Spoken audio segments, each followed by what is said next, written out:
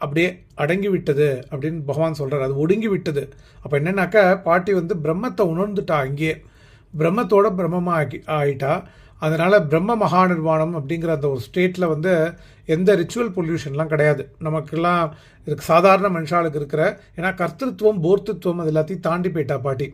அந்த பெரிய ஒரு ஸ்திதி அதுதான். அதனால வந்து அங்கே வந்து அந்த சித்தியான உடலை வந்து அங்கே ஸ்கந்தாசிரமத்தில் வந்து ராத்திரி முழுக்க வந்து பகவான் திருவாசகம் பாராயணம் பண்ணிவிட்டு ஹில்ஸில் வந்து சமாதி எழுப்பக்கூடாதுங்கிறதுனால கீழே வந்து சமாதி எழுப்பும்போது நம்ம காவியகண்டா கணபதி சாஸ்திரி இருக்கார். அவர் தான் வந்து மாத்ருபூதேஸ்வர லிங்கம் அப்படின்னு வந்து சொல்லி பிரதிஷ்டை பண்ணுறார் அந்த லிங்கத்தை. அதுக்கப்புறம் தான் 1945-46 அந்த டைம் பீரியடில் தான் வந்து ஸ்ரீசக்கரம் மகாமேரு பிரதிஷ்டை பண்ணி மதர் யோகாம்பகை உற்சவ மூர்த்தியும் பிரதிஷ்டையாகி அங்கே வந்து கும்பாபிஷேகம்லாம் நடக்கிறது மதர்ஸ் டெம்பிளில்.